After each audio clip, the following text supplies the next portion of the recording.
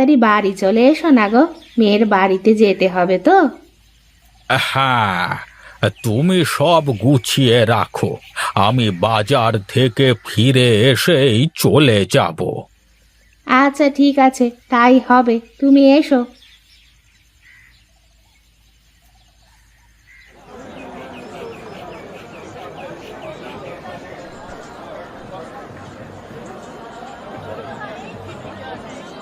আরে হরিহর কাকা, কি মাছ দেবো আপনাকে? দে দে, বড় দেখে আমাকে একটা কাতলা মাছ দে দেখি। মেয়ের বাড়িতে যেতে হবে, বুঝলি তো।